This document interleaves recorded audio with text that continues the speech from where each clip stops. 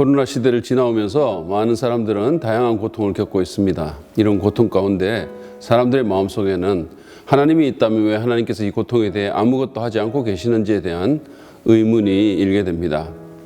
코로나로 인한 고통이건 다른 종류의 고통이건 개인적인 고통을 당하고 있는 입장에선 하나님이 고통에 대해 아무것도 하지 않는 것처럼 느껴질 수 있습니다. 그러나 과연 하나님은 고통에 대해 아무것도 하지 않으시는 것일까요? 지난 영상에서도 잠깐 언급한 것처럼 하나님은 예수 그리스도 안에서 악과 고통이 만연한 이 세상 가운데로 들어오셔서 직접 고통을 당하셨습니다. 그렇게 하심으로써 그분은 이 땅에서 우리가 겪는 악과 고통의 근본적인 원인이 되는 죄 문제를 해결하셨죠. 이 세상의 권세를 쥐고 있던 사단의 공격을 십자가로 물리치시고 죽은 자 가운데서 다시 살아나심으로 사망 권세를 깨뜨리셨습니다. 하나님은 악과 고통에 대해 아무것도 하지 않으신 것이 아닙니다. 그분은 예수님의 십자가로 그것에 대해 치명타를 이미 날리셨습니다. 따라서 이제 악과 고통이 없어지는 것은 시간 문제입니다. 하나님은 호루라기를 입에 물고 시계를 보는 축구 경기 심판처럼 시간을 보고 계십니다. 죄와 사망의 날들은 이제 그 끝을 향해 가고 있지요. 언젠가 하나님의 정하신 때에 그 모든 고통과 눈물과 악이 없어질 것입니다. 무슨 꿈 같은 소리냐고요? 그렇지 않습니다. 이것은 단순한 꿈이나 희망사항이 아닙니다. 2000년 전 하나님의 아들이 이 깨어진 세상에 오셔서 이 세상을 위해 자신의 생명을 주시고 죽은 자 가운데서 영광스럽게 부활하셨을 때 그것은 확실히 보장되었습니다. 인간의 가장 큰 문제인 죽음을 이기시지 않으셨습니까? 그러므로 고통의 문제는 능력의 문제가 아니라 때의 문제라고 말한 필립 얀스의 지적은 참으로 적절합니다. 하나님은 지금 과정 가운데 계십니다. 언젠가 부활하신 주님이 이 땅에 다시 오시면 모든 것이 새롭게 될 것입니다. 그분이 오실 때 우리가 언제나 갈구했던 그 삶을 되찾게 될 것입니다. 물론 지금은 달라진 게 없는 것 같습니다. 하나님이 뭔가 하셨다고 하는데 여전히 예전과 같습니다. 그러나 머지않아 2000년 전 이 땅에 오셨던 예수 왕이 다시 오실 것이고 그때 고통에 대해 하나님께서 하신 일의 궁극적인 결과물이 가시적으로 드러날 것입니다. 그때 새하늘과 새 땅이 열릴 것이고 하나님은 고통을 끝내실 것입니다. 더 이상 눈물도 고통도 사망도 없을 것입니다. 그리고 하나님께서 친히 우리 눈에서 모든 눈물을 씻어 주실 것입니다. 이것이 우리의 소망입니다. 고통의 때 우리는 이 소망을 갖고 살아야 합니다. 그뿐만이 아닙니다. 하나님은 우리가 지금 당하는 다양한 고통을 가지고도 무언가 좋은 것을 만들어내실 수 있는 분이십니다. 예수님의 십자가에 대해 생각해 보십시오. 하나님은 그 십자가의 고통을 재료로 삼아 인류의 구원과 죽은 자의 부활이라는 좋은 것을 만들어내셨습니다. 바울은 로마서 8장 28절에서 이런 말씀을 합니다. 하나님을 사랑하는 사람들 곧 하나님의 뜻대로 부르심을 받은 사람들에게는 모든 일이 서로 협력해서 선을 이룬다는 것을 우리는 압니다. 이 구절의 모든 일에는 이해할 수 없는 고난과 고통과 악이 포함되어 있습니다. 하나님께서는 그런 것들을 가지고 결국은 선을 이루는 재료로 사용하신다는 말이죠. 어느 시인도 말하지 않았습니까? 싸늘하게 흔들리지 않고 피는 꽃이 어디 있으며 젖지 않고 피는 꽃이 어디 있냐고. 이 세상의 그 어떤 빛나는 꽃들도 다 젖으며 피었다고. 그렇습니다. 하나님은 고통이라는 재료를 사용하여 우리 인생의 꽃을 피우십니다.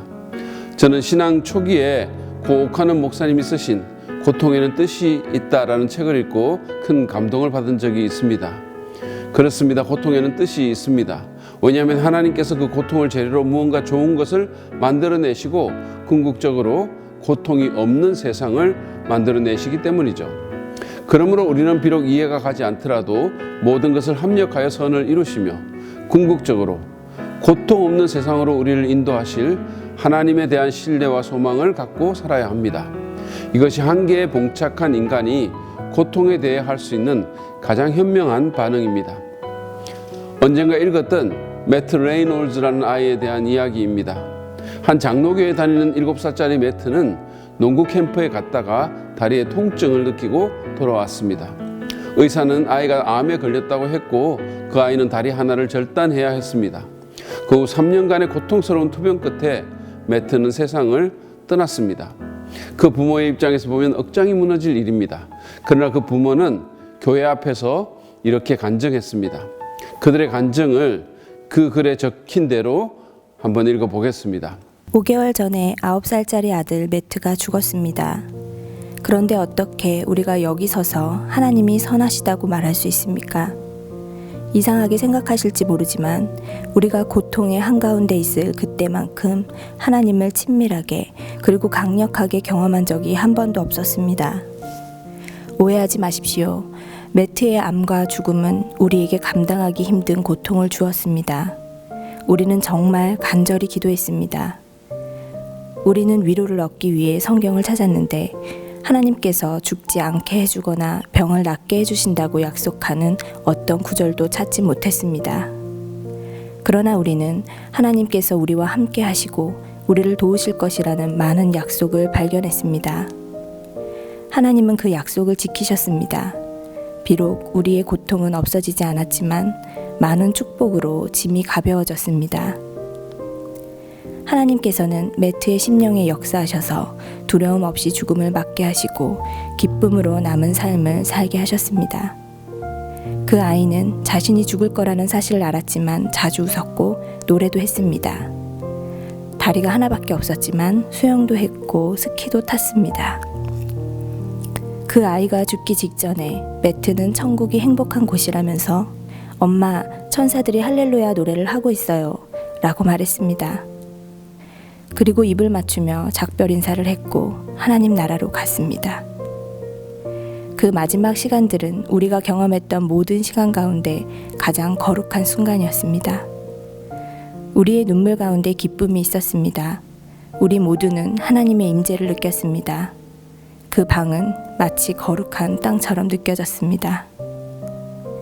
매트가 없는 우리의 삶은 결코 전과 같지 않겠지요.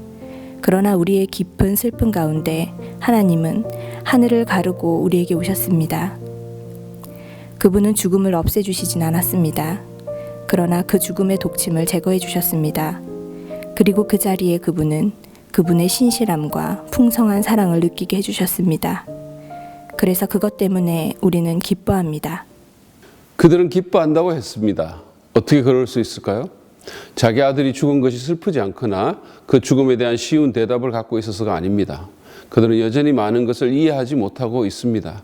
그러나 하나님께서 그들에게 오셔서 그들의 슬픔에 함께해 주셨기 때문에, 그리고 하나님께서 그 고통스러운 비극을 통해서도 선을 이룰 수 있음을 믿기 때문에 그들은 기뻐할 수 있었던 것입니다. 그리고 더 나아가 십자가에 죽으셨을 뿐만 아니라 죽음을 이기고 부활하신 예수님 때문에 언젠가 정하신 때에 다시는 암에 걸리거나 아프거나 죽지 않는 완전한 몸을 가진 자기 아들을 다시 만날 줄 알았기 때문에 그들은 기뻐할 수 있었던 것이죠.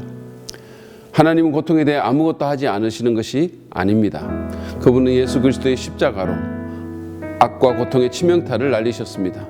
그리고 고통받는 자들과 함께 하시며 그들의 고통을 재료로 사용하여 선을 이루어내고 계십니다. 그리고 더 나아가 언젠가 하나님의 때에 실질적으로 모든 고통을 없애시고 어떤 아픔도 고통도 없는 세상으로 자기 자녀들을 인도해 드릴 것입니다. 오늘은 여기까지 하겠습니다. 오늘 내용이 도움이 되셨다면 구독과 좋아요를 눌러주십시오. 대단히 감사합니다.